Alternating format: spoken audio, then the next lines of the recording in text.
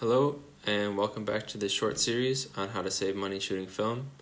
Today I'm going to tell you how I save money on development and scanning and shoot as much film as I want without breaking the bank. Developing and scanning can be the most expensive part of shooting film, but it doesn't have to be.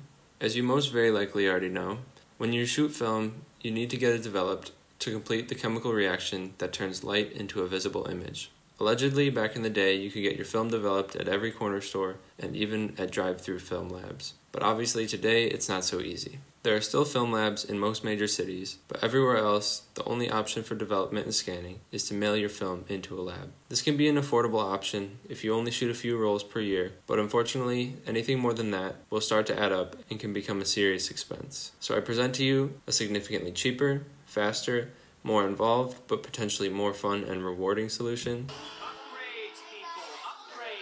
Doing it yourself. Developing and scanning at home takes a bit of learning, but I assure you it's a simple process and anyone can do it.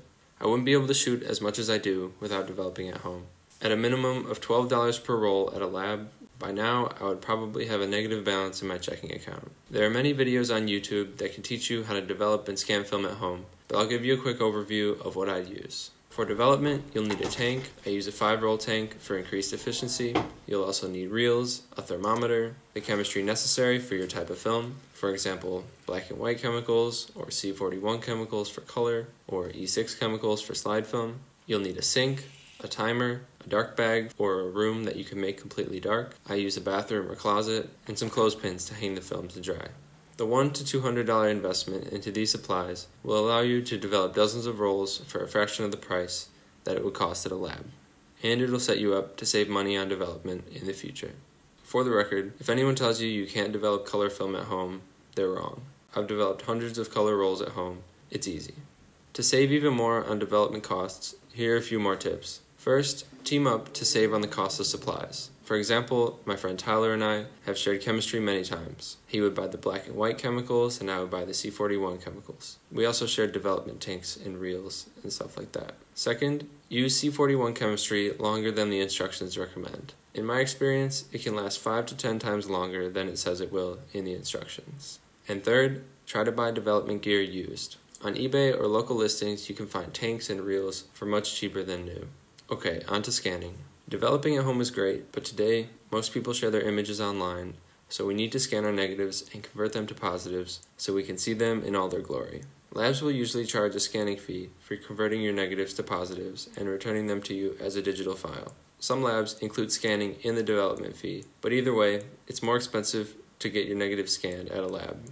Tragically, at-home scanning is complicated and annoying because of a lack of innovation. But don't lose hope now. The film community has come up with some solutions, and once you figure out what scanning method is best for you, it becomes quite simple. So option 1 for scanning is to use a flatbed or a dedicated 35mm scanner. Flatbeds can scan any film type and size, but their quality is lower in comparison to lab scans. I'd recommend them if you don't want to spend more than $100 to $200 and you don't need maximum quality scans. For the record though, they still produce pretty high quality images. Dedicated 35mm scanners can yield near lab scan quality at a slightly higher price point. Most are between $250 and $600. I've used a PrimeFilm XAS for about a year, and within a few dozen rolls, it paid for itself. Remember though, dedicated 35mm scanners can't scan other film types, so keep that in mind. Option 2, and potentially the best all-around option, is DSLR scanning.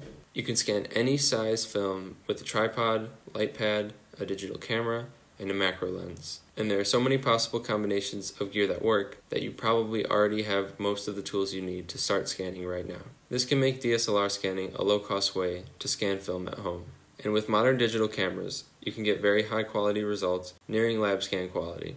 Compared to other scanners, this method can also save you a lot of time, because you don't have to wait for the scanners to finish processing. You just take a photo and you move to the next frame. To see my DSLR scanning strategy from start to finish, watch my tutorial I made a few months back. I'll link it below. Remember, the way I do it is only one specific way to scan film. There are dozens of ways to make the gear you have on hand work, but that tutorial should let you know what you need to know. Once you get scans, you'll need to convert them to positives. There are many free softwares available to do this, but I've had the best experience with Lightroom and Negative Lab Pro. Lightroom can be found easily online for free, and Negative Lab Pro can be bought for $100. I have a video explaining how I convert my scans if you're interested. I'll link it below. I understand these initial investments may sound like a lot of money and may not be accessible to everybody. I'm just trying to present the absolute cheapest way to shoot a lot of film. Depending on your situation, you might have to mix and match the steps that you pay for and do at home. For example, getting your film developed at a lab but scanning it at home, or vice versa. Obviously, you have to do what makes sense for you. On another note, I think there's something to be said for putting time in with your photos. It makes me feel more proud, accomplished, and satisfied, having spent the laborious hours reaching usable positives. Doing this stuff at home can be boring and exhausting, but at the end of the day, I think I get a lot out of doing it myself. And you might too. Anyways, thanks for watching. I hope this was helpful. If you have any questions, comment below. I'll let you know what I know. Check out my last episode where I explained how I save money buying film. And please subscribe. Part 3 on the way, how to save money on cameras. Peace.